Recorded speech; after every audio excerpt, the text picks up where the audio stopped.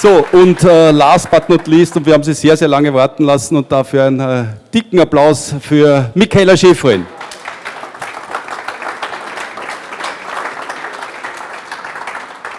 Mikaela, sorry for letting you wait. Hi. Long time, great to have you here. Thanks, you too. I met you yesterday and you came from South America, stopover in the US, then to Salzburg, and you've been asking, where am I? Where am I? Where am I? I can tell you're in Salzburg, but jet lag is killing you, kind of? Like 30 minutes ago, I almost just jumped off the window out of the building, but I'm doing okay now, so it's okay, yeah. But nevertheless, you posted a video on Instagram yesterday when you did your laundry in the sink. Yeah, but that was from Chile. Habt ihr das gesehen? Die Mikaela macht ihre Wäsche im Waschbecken in your apartment or wherever, in hotel room. Yeah, it was in the apartment room in Chile. And then you started to complain about champagne. Yeah. Complain is a strong word. Just share opinions. You're not happy with the smell of champagne? Well, it smells like wet dog when it's on your clothing. And if you try to wash your clothing, when it doesn't come out. So when we get sprayed with champagne on the podium, it's a wonderful experience and it's so exciting and you're on the podium, so it's great. But then if it gets on your clothes, then it stays on your clothes for the rest of the season. So it's like, that's why we're running away from each other when we do the champagne spray, because we actually don't want to get it on us. That sounds like a little bit of a luxury problem. It's not everybody quite a has the first world chance problem. to get a champagne spray. And then True. you told us in this really remarkable video that sometimes you talk to the girls that are with you on the podium. Today we spray, today we don't. Yeah. I think if it's their first time on the podium, and especially their first victory, then it's always their decision, and normally we spray anyway. Because it's actually really exciting and a beautiful celebration. But we normally try to say, like, try not to spray it in the eyes, and try not to get it straight on all the clothes. But if it's somebody's first win, then it's just take the bottle and spray it straight at them. And we're like, good luck. Because at the end it smells like wet dog. Because it smells today. like wet dog. How was your preseason? How was the preparation for this year?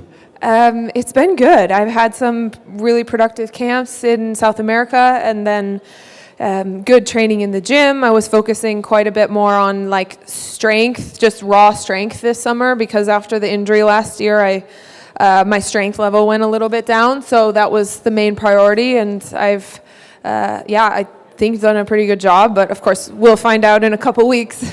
And you're working together with a new coach, Janne Harala? Yes, yeah, he's Finnish but lives in Austria, and yeah, he's been awesome. We call him Yamo, and everybody calls him Yamo. He's been awesome. He's been really like a positive influence on the team, and of course, actually. Little bit of an accident on the second day training in Copper this spring. He actually had a really massive injury, like shattered his tibial plateau, and he had to have surgery on it. And this guy has the most insane pain tolerance I've ever seen. Like, he stayed standing on I don't know if I should tell you this, and you're gonna hear it. He stayed standing on the hill while I was training, and he was like, oh, it just hurts a little bit, but it's okay. And he was like, no, don't stop your session. And then he got to the hospital later in the day, and they were like, so your leg is shattered, and this is an emergency, and we don't know how you survived on the, like, he loves skiing so much. He's so dedicated, and he's really a great balance with Karen, and our team feels like a good vibe right now, so I'm happy about it. Cool to hear that. Beside the pain tolerance. Before you guys post anything about his injury, maybe I should ask him first if it's okay if I talk about that. Just an FYI. Okay, go ahead. What happens in Bergheim stays in Bergheim. Totally, with all the media. It's good. I trust that. What else did he change beside the pain tolerance? Well, sorry. That's just, I don't know why I talked about that. No, I feel like he has such a positive attitude. Every single morning he comes out on the hill. First time he sees you, he goes, very good morning. And it's like an interesting vibe to bring, that you bring the energy levels up always, and focus on the things that you can control. You focus on the things you can improve. He has obviously he's a great technical coach. He's a great ski coach. So what I look for in coaches is actually often outside of what they bring on the hill. It's more like how they respond to challenging situations, how their communication skills are, their sort of leadership qualities, because everybody on my team has to have a certain level of leadership, and and being able to take accountability, and how you survive the tough times. And I think he has really great qualities. Season starts in about 2 weeks. What are your expectations?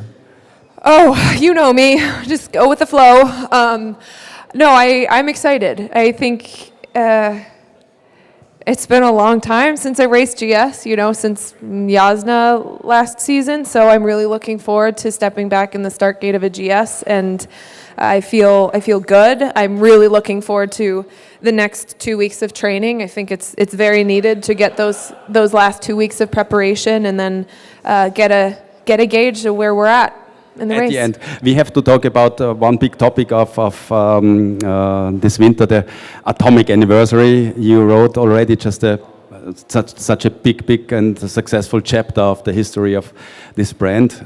Can you tell us what makes it so special? You are an atomic athlete from the very beginning. Tell us a little bit about the history, about your first approach with atomic.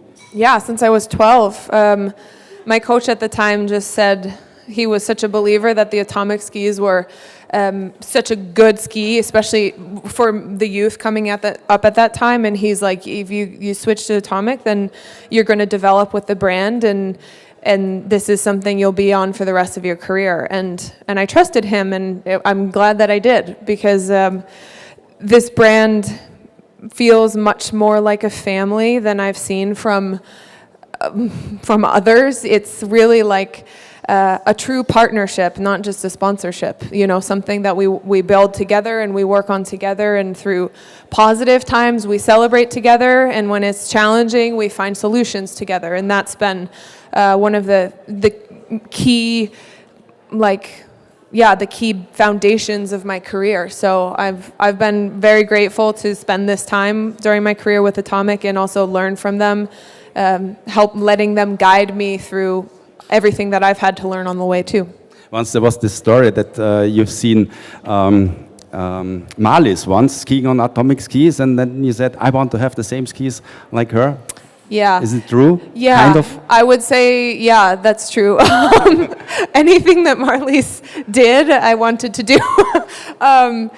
Yeah, I mean, and also Benny, like watching both of them have so much success with the brand, and like there must be something there. And especially starting out as a more slalom focused racer, it was a seamless transition to the World Cup, which is also, like, I have to say, that's pretty unique. It's not every single racer who's able to start racing on the World Cup and really trust their equipment right from the start. And you see a lot of switches.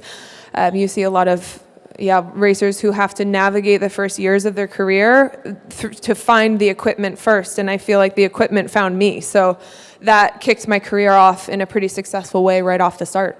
Mikaela, you came all the way from South America to the US, to Salzburg. Is there any more traveling before the season starts in Sölden? Or do you stay here now and calm down, relax? We're going to stay put. I'm just driving to Innsbruck later, and I'm going to see Alex for the first time in almost 3 months, so it's going to be really fun. I'm really excited, and sorry to make it awkward. Next question.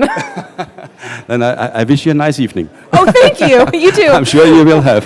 Thank you very much. Always a pleasure to have you, Mikaela Shiffrin. Dankeschön. Okay, thank you. It's the jet lag. So, meine Damen und Herren, liebe Kolleginnen und Kollegen, das soll es gewesen sein mit den großartigen Atomic-Athletinnen und Athleten. Das war auch dann von meiner Seite, glaube ich, der offizielle Part. Ich darf mich für die Aufmerksamkeit bedanken, für den Besuch hier in Bergheim und wünsche noch einen angenehmen Nachmittag hier bei uns bei Atomic. Dankeschön.